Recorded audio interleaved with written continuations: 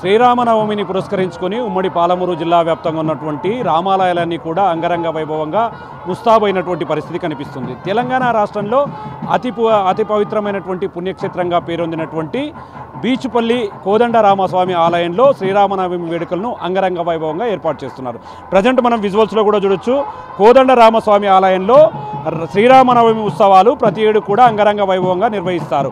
ఇక్కడ కృష్ణానది సమీపానే ఉండడం, పక్కనే ఆంజనేయ స్వామి పవిత్ర పుణ్యక్షేత్రం మరింత ప్రాధాన్యతను సంతరించుకోవడంతో భక్తులు ఇక్కడికి అధిక సంఖ్యలో తరలి వస్తారు. ఇప్పటికీ ఏర్పాట్లను కూడా అన్నీ కంప్లీట్ చేస్తున్నారు. ఇక్కడికి వచ్చే భక్తులకు ఎలాంటి ఇబ్బందులు రాకుండా ప్రజెంట్ మన దగ్గర ఈ యొక్క కార్యక్రమానికి సంబంధించినటువంటి పూజారులు కూడా ఉన్నారు.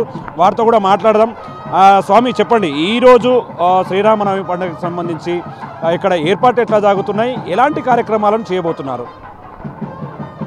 రామాయ రామభద్రాయ రామచంద్రాయ వేదసే రఘునాథాయ నాథాయ సీతాయాః పతయే నమః. ఈరోజు ఒక క్షేత్రమని కాదు, భారతదేశం అంతటా కూడా, భారతదేశం మాత్రం కాదు విశ్వవ్యాప్తంగా విశ్వం అంతటా కూడా శ్రీరామనవమి యొక్క మహోత్సవ వైభవాల్ని మనం జరుపుకుంటున్నాము. ఈరోజు అయోధ్యలో పట్టాభిషేకం, అయోధ్యలో ఎలాగైతే కళ్యాణోత్సవం అంతా కూడా మనకి వైభవాలంతా కూడా జరిగిందో, ఆ త్రేతాయుగంలో జరిగినటువంటి వైభవం అంతా కూడా ఈనాడు మనం భారతదేశం అంతా విశ్వవ్యాప్తంగా మనమంతా మనం ఆ సీతారామచంద్ర స్వామి యొక్క కళ్యాణ మహోత్సవ వైభవాన్ని మనం దర్శనం చేసుకుంటున్నాము. ఈ యొక్క కళ్యాణోత్సవ వైభవము అతశ్రియాదిదేవీనాం పాణిగ్రహణముత్తమం సర్వ కళ్యాణదాతారం సర్వశత్రుజయావహం ఆయుర్వృద్ధి కరం నృణాం అభిప్రేదార్థ సాధకం యస్య అవతార దివసే తస్య కళ్యాణమాచరేత్. కళ్యాణం అంటేనే మంగళము అని. ఈ యొక్క కళ్యాణోత్సవం జరుపుకోవడం వలన ప్రయోజనం ఏమిటి అని అంటే, ఆయుర్వృద్ధి కరం నృణాం, ఆయుష్ అభివృద్ధి అవుతుంది. అలాగే సర్వశత్రువుల యందు కూడా జయము కలుగుతుంది మనకి. అలాగే అభిప్రేదార్థ సాధకం, మనం ఏ కోరికలైతే కోరుకుంటున్నామో అవన్నీ కూడా నెరవేరుతుంది. సరే అండి. అధశ్రియాదిదేవీనాం పాణిగ్రహణముత్తమం, అమ్మవార్లకి ఒక విశేషమైనటువంటి మనం ఉత్సవం చేస్తున్నాము అని అంటే, ఏ ఉత్సవం అంటే పాణిగ్రహణ మహోత్సవము అంటే కళ్యాణోత్సవమే మనం అమ్మవారికి చేసేటటువంటి ఒక వైభవము. అలాగే యస్య అవతార దివసే తస్య కళ్యాణమాచరేత్, ఇవన్నీ కూడా పంచరాత్రాగమ శాస్త్రంలో ఉన్నటువంటి విషయములు. అంటే పంచరాత్రాగమ శాస్త్రములో మనకి ఏ అవతార మూర్తుల యొక్క దినోత్సవం వస్తుందో ఆ అవతార దినోత్సవం రోజు తిరుకళ్యాణ మహోత్సవాన్ని మనం ఆచరించాలి. అంటే అట్లాగే మనం అందరం కూడా ఈరోజు చైత్ర వసంత ఋతువులో శుక్లపక్షములో శ్రీరామనవమి అంటే నవమి తిథి యందు పునర్వసు నక్షత్రం యందు మనకి అభిజిత్ లగ్నముని యందు శ్రీరామచంద్రమూర్తి ఆవిర్భవించారన్నమాట అయోధ్యలో మనకి త్రేతాయుగంలో.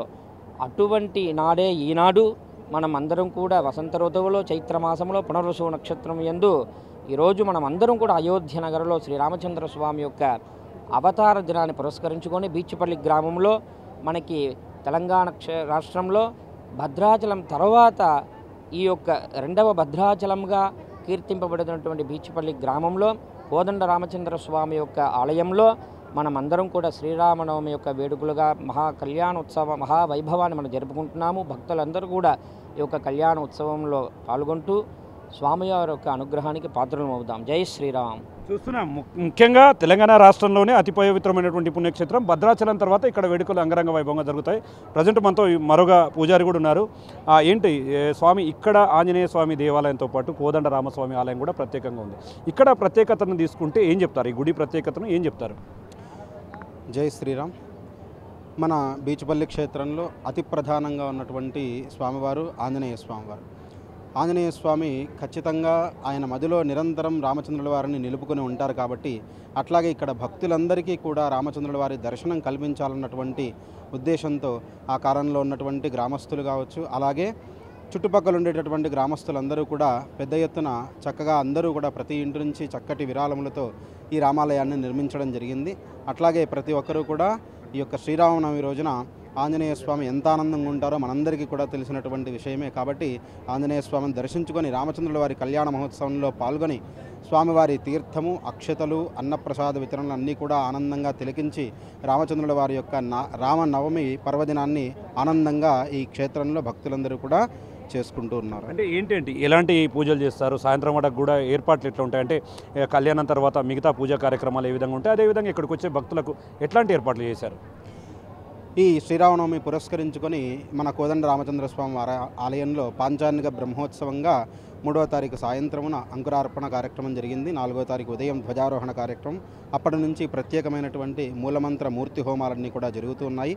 ఈ రోజున ఉదయం శ్రీరామనవమి పురస్కరించుకొని రామచంద్రుల వారి యొక్క మూలవర్లకి పంచామృతములతో అభిషేకములు, అట్లాగే విశేషమైనటువంటి అలంకారములు, అర్చనలతో రామచంద్రుల వారి యొక్క రామనవమి పర్వదినం ప్రారంభమైంది. ఇప్పుడు మరొక 10 నిమిషాలలో శ్రీరామనవమి కళ్యాణం అంగరంగ వైభవంగా జరుగుతుంది. ఈ కళ్యాణంలో దాదాపుగా 10,000 మంది పైన భక్తులందరూ కూడా పాల్గొంటారు. ఆ పాల్గొన్నటువంటి భక్తులకు ఎక్కడా ఇబ్బంది లేకుండా ఆలయ సిబ్బంది వారందరూ కూడా కలిసి చక్కగా చలువ పందిళ్ళు ఏర్పాటు చేశారు. వచ్చినటువంటి వారందరికీ కూడా ఈ ఎండాకాలం కాబట్టి వారందరికీ కూడా ఎక్కడ దాహార్తితో ఇబ్బంది పడకుండా చల్లటి నీళ్లు, అట్లాగే అమృతోదకమైనటువంటి పానీయములు కూడా వాళ్ళందరికీ కూడా ఏర్పాటు చేశారు. కళ్యాణ అనంతరం భక్తులందరికీ కూడా ఈరోజు వచ్చినటువంటి ప్రతి ఒక్క భక్తుడికి ఎవ్వరికీ ఇబ్బంది లేకుండా ప్రతి ఒక్కరికి అన్నప్రసాద వితరణ కార్యక్రమం కూడా ఏర్పాటు చేయడం జరిగింది. ఈ కళ్యాణ మహోత్సవం అయిన తర్వాత సాయంకాలమున రామచంద్రుల వారు బ్రహ్మరథోత్సవంలో ఈ గ్రామమంతా కూడా తిరువీధుల్లో ఊరేగుతూ చక్కగా భక్తులందరికీ కూడా రథం మీద నుంచే అనుగ్రహాన్ని సమర్పిస్తూ ఉంటారు. అలాగే రేపటి రోజున బ్రహ్మోత్సవాల్లో భాగంగా శ్రీ రామచంద్రుల వారికి సామ్రాజ్య పట్టాభిషేక కార్యక్రమం కూడా జరుగుతూ ఉన్నది. చూస్తున్నాం. ఇది ఓవరాల్గా తెలంగాణ రాష్ట్రంలోనే అతి పవిత్ర పుణ్యక్షేత్రాల్లో ఒకటైనటువంటి బీచ్పల్లి ఆంజనేయ స్వామి దేవస్థానం దగ్గర వార్షిక బ్రహ్మోత్సవాలను కూడా నిర్వహిస్తున్నారు. ఈ నేపథ్యంలోనే కళ్యాణంతో పాటు 8వ తారీఖు వరకు కూడా అంగరంగ వైభవంగా మరిన్ని కార్యక్రమాలు ఏర్పాటు చేసాం. ఇక్కడికి వచ్చే భక్తులకు ఎలాంటి అసౌకర్యం కలగకుండా అన్ని ఏర్పాట్లను పూర్తి చేశామని చెప్పి కూడా ఇక్కడ ఉన్నటువంటి పూజారులు, అదేవిధంగా గుడి ఆలయ సిబ్బంది చెప్తున్నటువంటి పరిస్థితి కనిపిస్తుంది. ఇది ఓవరాల్గా బీచ్పల్లి ఆ పుణ్యక్షేత్రం సమీపంలో ఉన్నటువంటి కోదండరామస్వామి ఆలయంలో శ్రీరామనవమి వేడుకలకు సంబంధించినటువంటి update. Camera person Nageswara Shankar Goud, big TV, Beechpalli నుండి. For more videos like this, subscribe Big TV channel.